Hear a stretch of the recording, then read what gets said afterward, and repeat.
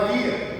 Alguns estudiosos também entendem que a igreja primitiva sitiava-se na casa deste Marcos, conhecido também como João Marcos.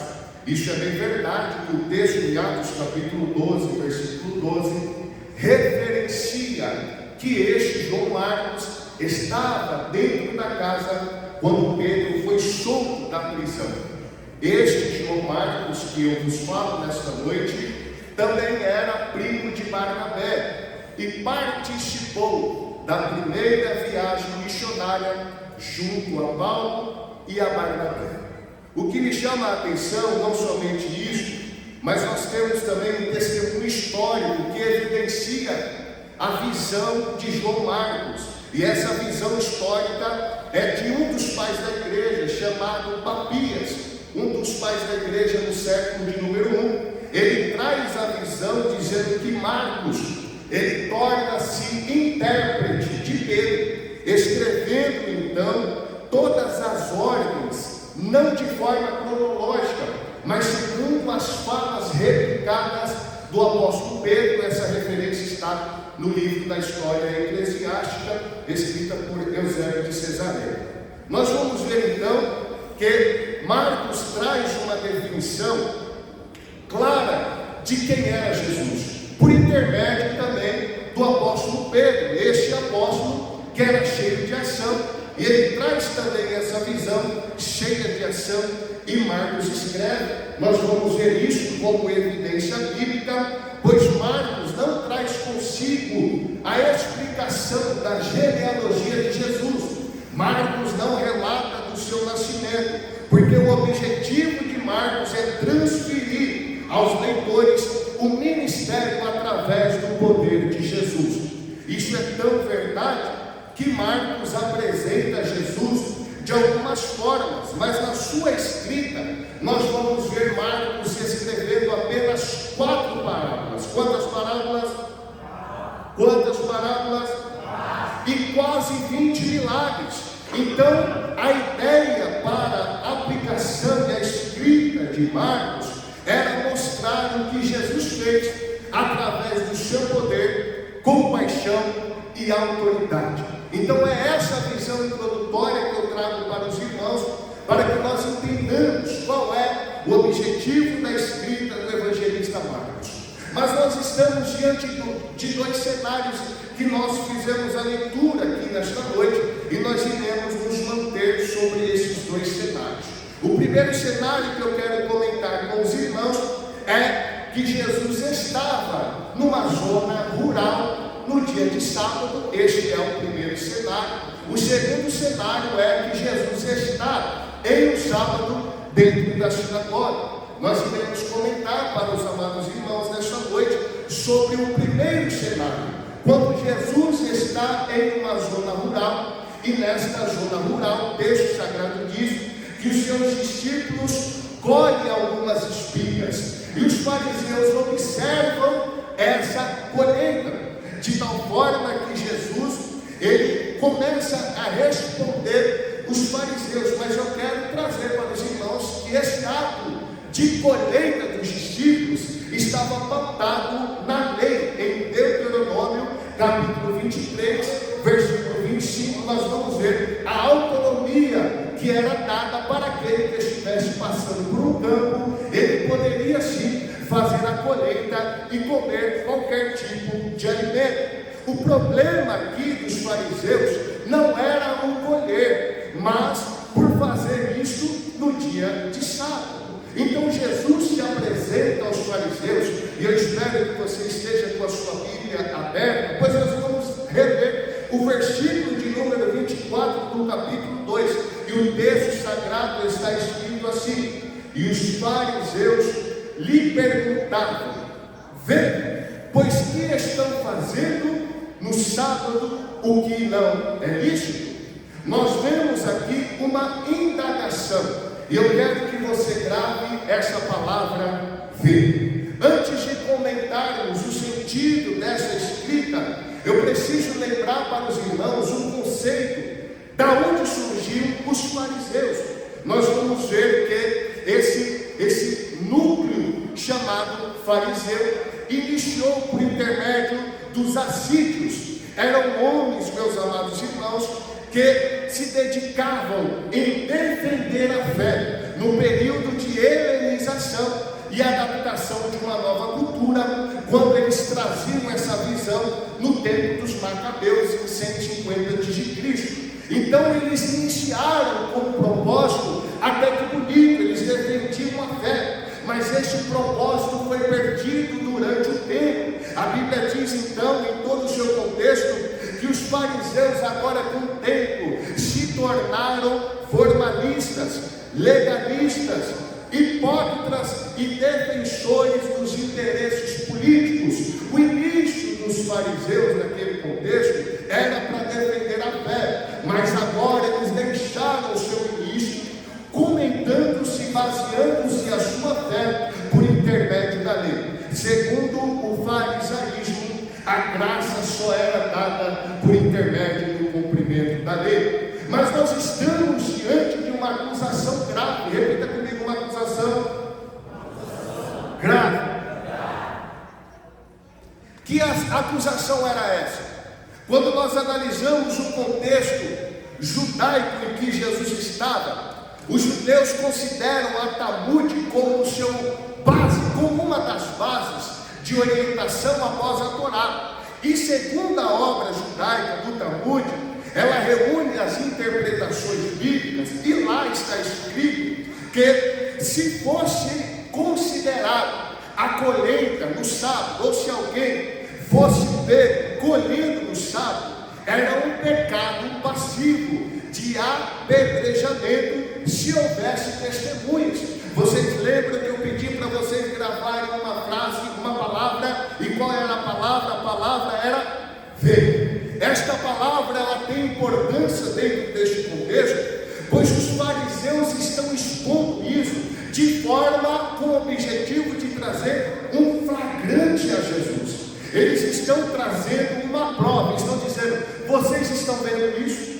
Vocês analisaram isso? Eles queriam trazer um flagrante naquele momento para Jesus. Nós temos, em outras palavras, provas contra vocês. Eles queriam de alguma forma apresentarem a Jesus, porque eles tinham o objetivo de condená-lo, mas logo Jesus se defende desta notariedade apresentada pelos fariseus que ali estavam. O texto sagrado então diz que Jesus respondeu a eles, e isto está no versículo de número 5: acaso nunca lestes o que fez Davi, quando se viu em necessidade e teve fome, ele e os seus companheiros? Nessa visão, Jesus está trazendo o que está escrito em 1 Samuel capítulo 21, do versículo 1 ao versículo 6, quando Davi comeu o pão da preposição, quebrando então a prescrição da lei. O que me chama a atenção é que o ponto é salvar vidas, atender necessidades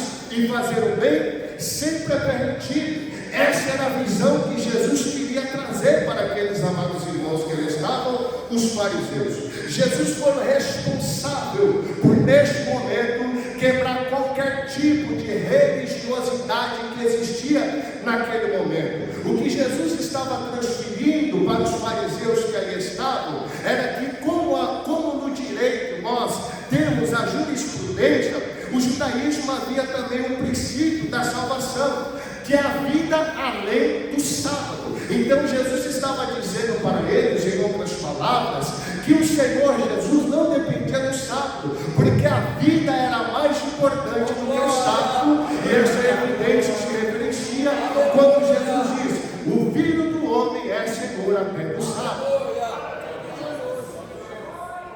Eu apresentei para os amados irmãos esse primeiro cenário, mas eu preciso também apresentar o segundo cenário que nos foi proposto nessa noite como estudo bíblico. E o segundo cenário está no capítulo 3, no versículo de número 1. O texto sagrado nos diz que outra vez, acompanhe comigo o que está escrito no versículo 1: outra vez entrou numa sinagoga e estava ali um homem que tinha uma das suas mãos atrofiadas, ou em outras traduções, mirradas. O que me chama a atenção é que este homem que tem a mão mirrada, ele faz parte de um cenário político da humanidade caída. Ele está sendo uma representação da humanidade por intermédio do pecado, enfraquecida, incapaz, distorcida pelo pecado. Este homem está diante deste contexto e Jesus identifica este homem dentro da sinagoga. Mas o que me chama a atenção não é o milagre que Jesus vai fazer, mas é o versículo de número 2. O texto sagrado nos diz que os fariseus observavam tudo. Repita comigo: observavam. O que me chama a atenção é que os fariseus não estavam lá com qualquer outro objetivo a não ser observar. A religião, ela não traz, amados irmãos, algo saudável, mas a religião traz para as pessoas que assim se dedicam a ela, como os fariseus, um sentimento de observação. Aonde eles estavam reunidos? Eles estavam reunidos na sinagoga, mas o objetivo não era entregar as suas ofertas, não. O seu objetivo não era entregar, quem sabe, a sua adoração, não. O objetivo que eles estarem reunidos na sinagoga era para observar. Qual o objetivo que te trouxe aqui nesta noite? É um estudo bíblico, mas eu quero transferir para a nossa realidade. Todas as vezes que nós adentramos por essas portas, com qualquer outro objetivo que não seja entregar o nosso culto ao Senhor, nós estamos se enquadrando entre os fariseus, que vem para observar cabelo, vem para observar o terno, vem para observar o sapato, vem para observar a saia. Não vem com o objetivo de entregar um culto ao Senhor, mas eu louvo a Deus porque aqui na Assembleia de Deus, o Ministério do Guerreiro, situada na Avenida Dom João 607, tem um povo que ainda vem entregar um culto. Quem vem entregar um culto? Eles estavam lá com o objetivo era observar. Meus amados irmãos, a religião, ela traz observação, mas o Evangelho traz amor em ação. Nós vamos ver que os fariseus aqui estavam vestidos daqueles que eram religiosos, esquecendo do objetivo maior. Eu ainda na terça-feira falava ali em Vila São Paulo 2 sobre Isaías capítulo 1, versículo 17. O povo de Deus havia se esquecido do objetivo maior. E qual era o objetivo que Judá havia se esquecido? Está no versículo 1, no versículo 17 do capítulo 1 de Isaías. Eles esqueceram de fazer o bem, eles esqueceram de buscar a justiça, eles esqueceram de socorrer o oprimido, de defender o órfão e abandonaram as viúvas. Meus amados irmãos, a religiosidade, ela mutua a nossa vida de tal forma que, se nós não percebermos, não estivermos atentos, somos levados a ela. Mas o Senhor não está à procura de pessoas religiosas, o Senhor está à procura de pessoas com o coração dedicado a exercer o seu chamado. Exercer o seu chamado. Eu trago uma visão para os amados irmãos sobre como era chamada a religião antes desse nome. A religião era chamada de fé cristã. A fé cristã, antes de ser corroborada em uma visão religiosa, ela trazia alguns pontos principais. Eu quero comentar sobre eles aqui nessa noite. O primeiro deles, a fé cristã traz um relacionamento. Você pode ver isso no Evangelho de Jesus, escrito por João, capítulo 17, versículo de número 3. Está escrito: e a vida eterna é esta, que te conheço a ti como o único Deus verdadeiro, e a Jesus Cristo, aquele que tu enviaste. A fé cristã, antes de se transformar em religião, trazia primeiro um relacionamento entre a humanidade e Deus. O segundo ponto que foi perdido quando criou-se esse sentimento religioso é que se perderam o caminho. Este caminho está em Atos capítulo 9, versículo de número 2. O texto sagrado diz: e pediu-lhes cartas para Damasco. Quem está pedindo cartas aqui? Vocês lembram? Quem está pedindo Saulo de Tarso, e ele pede cartas para Damasco, para as sinagogas, a fim de que, caso encontrasse alguns do caminho, quer homens, quer mulher, os conduziam presos para a Jerusalém. Antes de serem chamados cristãos, os irmãos que faziam parte da igreja primitiva, eles eram intitulados aqueles que estão no caminho. O caminho é o nome que se desenvolvia para apresentar algum tipo de grupo. Então aqueles que Paulo estava procurando eram aqueles que faziam parte do caminho. Quem eram eles? Eram os irmãos que foram alcançados pelo Evangelho de Jesus Cristo. Não somente isso, mas também a aliança. Essa aliança foi se perdendo por conta da religiosidade. Nós temos uma referência bíblica em Hebreus capítulo 9, versículo 15, e assim está escrito: e por isso é mediador de um novo pacto, para que, intervindo a morte para a remissão das transgressões cometidas debaixo do primeiro pacto, os chamados receberam a promessa da herança eterna. Meu amado irmão, nós estamos dizendo que a fé cristã é diferente da religião. A religião quer matar alguém, a fé cristã traz uma nova aliança. A fé cristã traz um novo caminho. A fé cristã traz um relacionamento. Meus amados irmãos, o que Cristo quer para nós é que nós tenhamos uma vida no Espírito. O cristianismo é primeiro vida transformada, depois estrutura religiosa.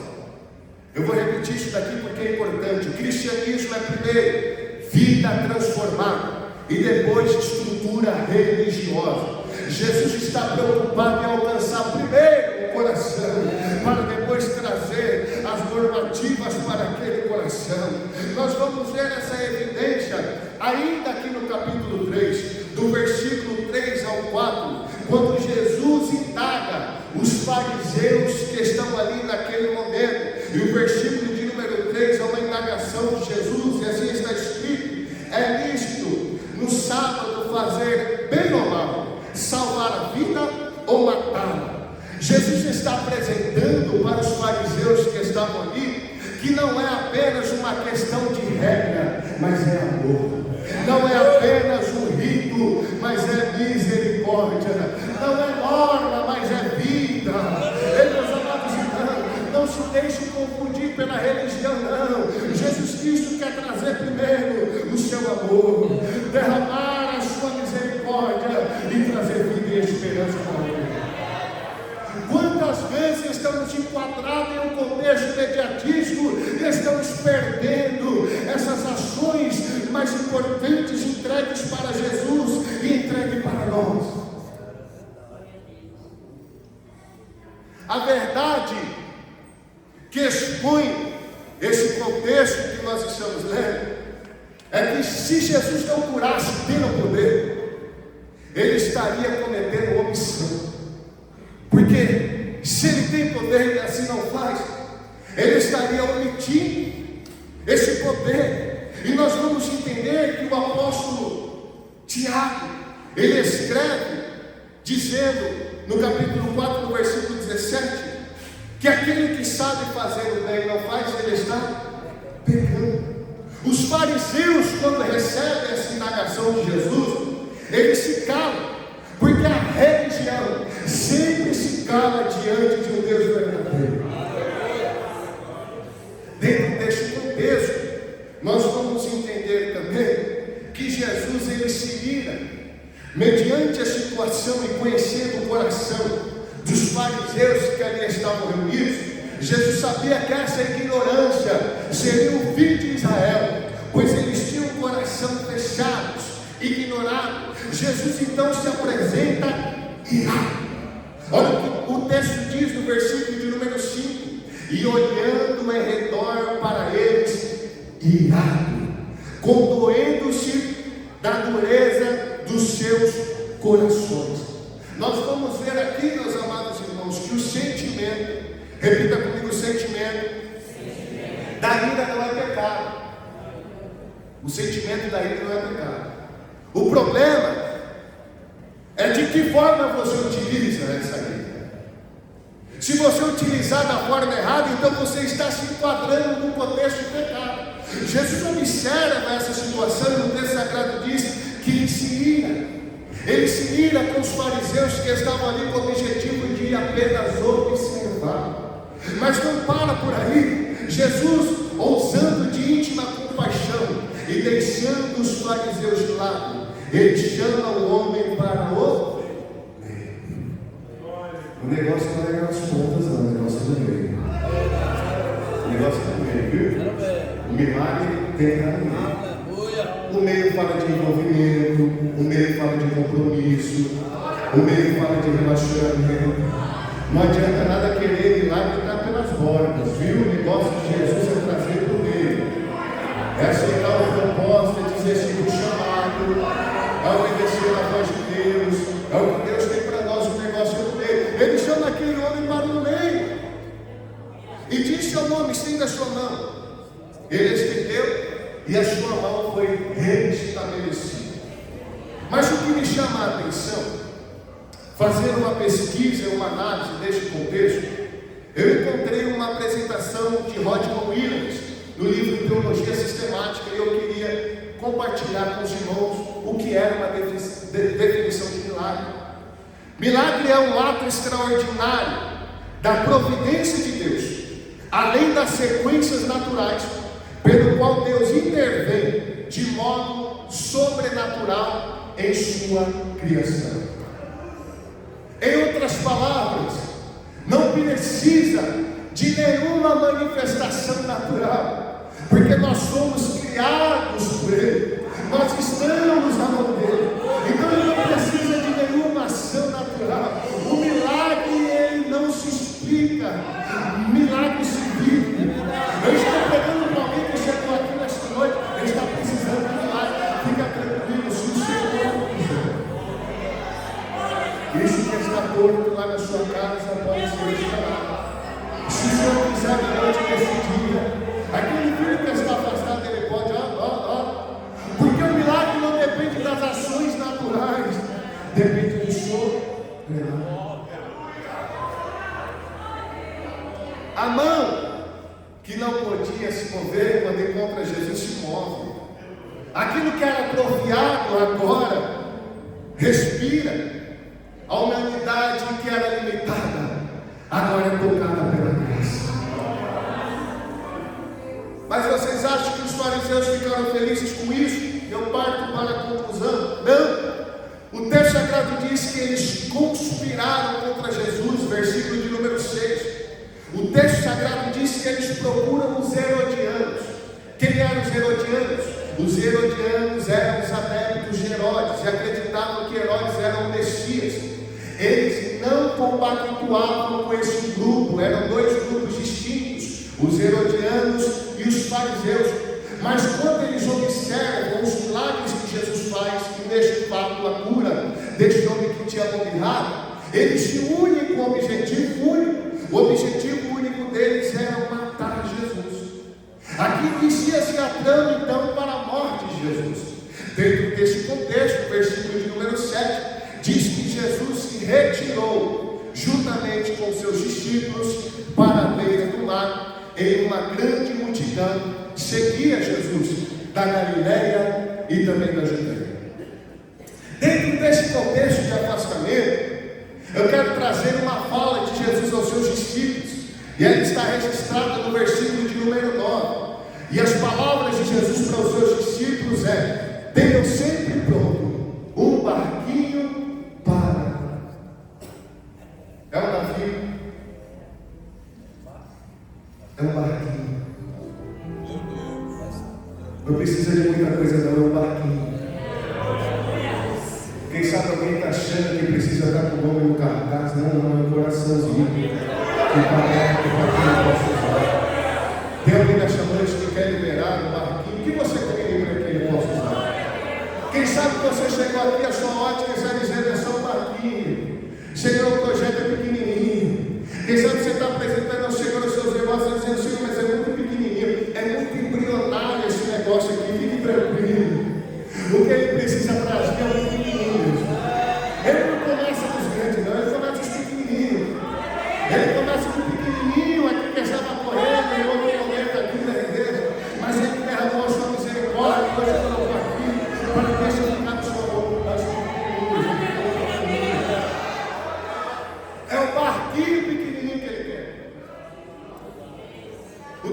chama atenção para finalizar esse contexto bíblico que nos foi proposto, também é o versículo de número 11 e o versículo de número 12.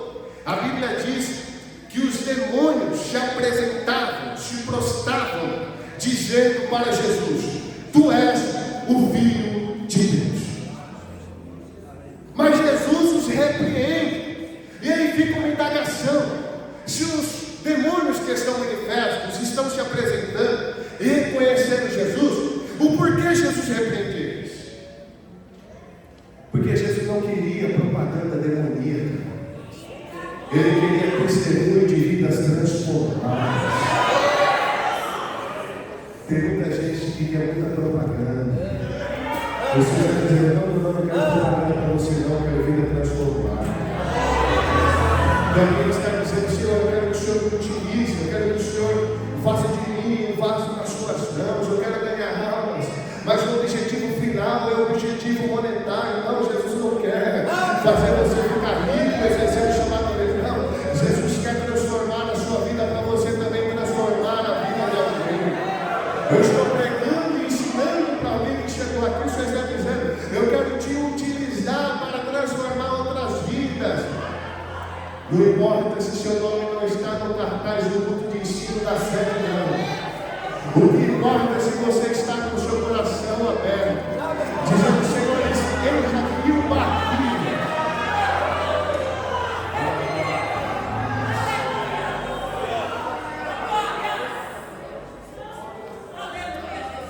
Aí você fala direito: não, mas está aqui o barquinho. Pode me usar como barquinho. Pode me usar como barquinho. Os demônios reconheceram, mas Jesus não queria aquela publicidade demoníaca, não. Jesus estava procurando alguém que pudesse ter a vida transformada por ele, como esse homem foi. Que Deus em Cristo continue nos abençoando. Eu agradeço a Deus e ao nosso pastor Aparecido por essa linda oportunidade. Muito obrigado.